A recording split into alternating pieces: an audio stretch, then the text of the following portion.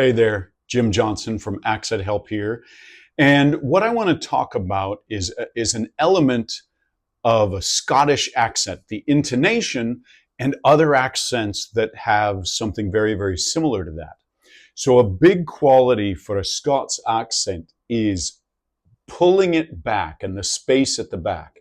There's a convenient sound in Scots that can really help you with this, and that is the L sound. So this is one of the accents that tends to have a very, very dark, what's commonly called a dark L sound, where the L really pulls back in the mouth. So if you're transcribing just a regular L sound, as in like or light, that L is actually written roughly like that. There can be little tiny elements on it in like a typed version of it, but a handwritten version is just basically that. There's different ways that you can write this dark L. The main way that I write it is basically that same thing, but now with a diacritic in it that's a little wavy line through the middle, this tilde that's running through the middle of it. So what that tilde means is velarized or pharyngealized. So your velum is your soft palate, your pharynx, pharyngeal pharynx is your throat. So basically it's pulled in the direction of backwards, right? So towards your throat, towards your soft palate, somewhere back there. But it's interesting, this is one of the few diacritics that seems like it's a slightly indefinite one, because it's saying basically back, velarized or pharyngealized in that direction.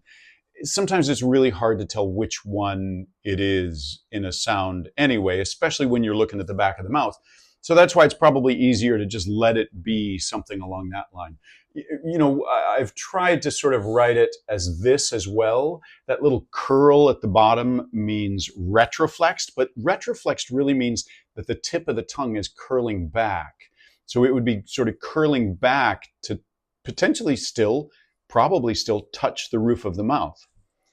Anyway, that's why I think that this one is probably the most likely suspect here.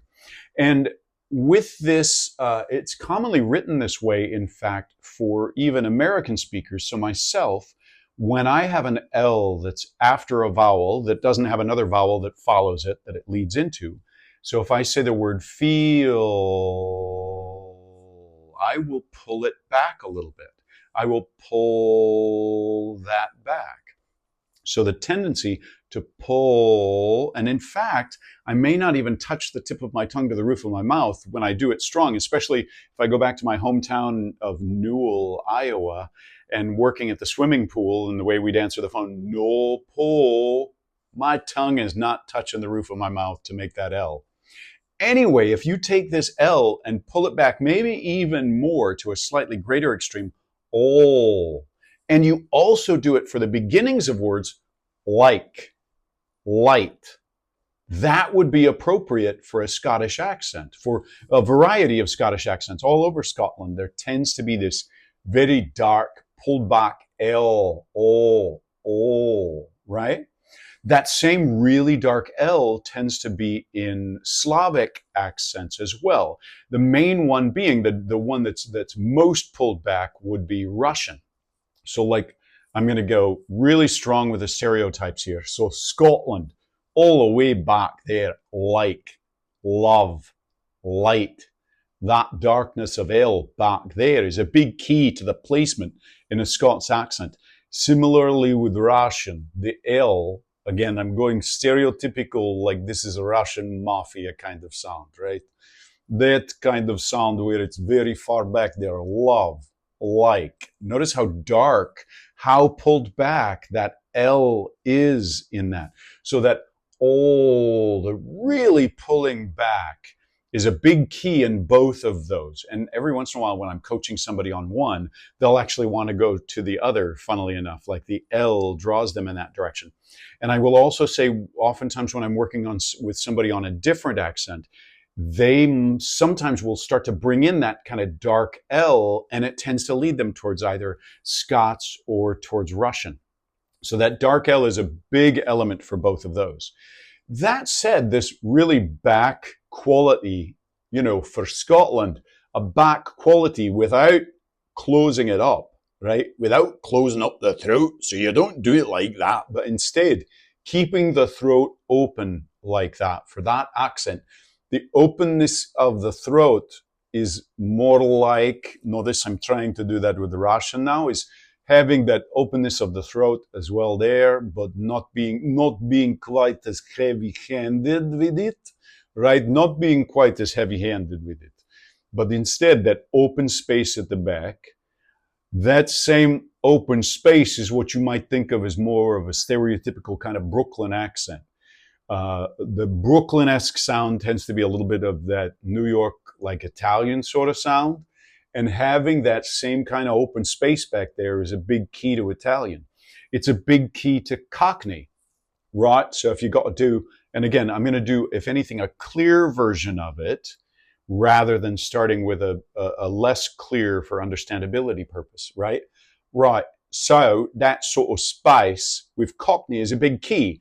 I've got a video about Cockney and Australian accents and how people will sometimes try to be doing Cockney and slide towards Australian, or will try to be doing Australian and they'll slide towards being Cockney sort of thing. And it's in that a former student actually was struggling with an accent, and she's the one who named it as, I think I'm doing South Cockstralian.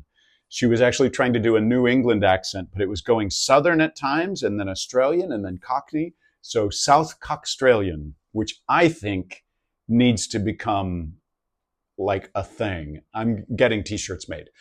So, right. So this sort of Cockney space, right? The open throat kind of space, that same kind of space, that's the same thing that you might want for something that's more like a West Texas, real strong West Texas sort of sound, where you get some pulling back. Now, a big key in that one is going to be the R, red, real. If you think about like the actor Sam Elliott and the strength that Sam Elliott usually uses in his stuff, he's definitely going for West Texas, although I'm pretty sure he's from Southern California, funnily enough. But all his work is about him going towards that hard R at the back.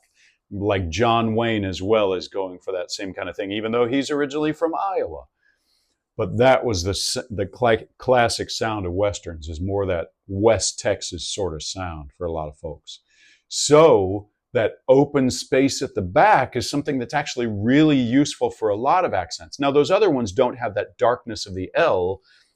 And like I said, with the West Texas, funnily enough, I might actually write that like the R sound being along this line. And what I might do is just put that same wavy line in the middle of it to show that it's velarized or pharyngealized. It's moving back into that space, that big open space at the back.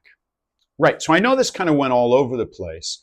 But part of what you want to do when I'm working with people long term and not just coaching them on this one accent, part of what I think is really important is that you start putting things into your toolkit. And putting it into your accent toolkit, part of that is recognizing where there are commonalities, where it's like, wait a minute, why do I need this space? Another accent that actually just occurred to me is the West Country, right? So if you think about Hagrid, right then, Harry, that sort of West Country sound right there, that West Country sound of right then, Harry, there we go. I shouldn't have said that, right? It has that big open space at the back there as well. So recognize that when you work on a certain element of an accent, oftentimes it's placement, oftentimes it's intonation. When you work on that, it might really be applicable to other accents. And those are some of the dots that you want to start connecting as you're working on accents, is going, wait a minute, how have I done this before? Oh, I did it with this one. I want to bring that element over into this new accent that I'm working on, which is part of what helps you to learn a new accent faster. Cool. If you would like to learn more about accents for actors, you should check out the materials at accenthelp.com.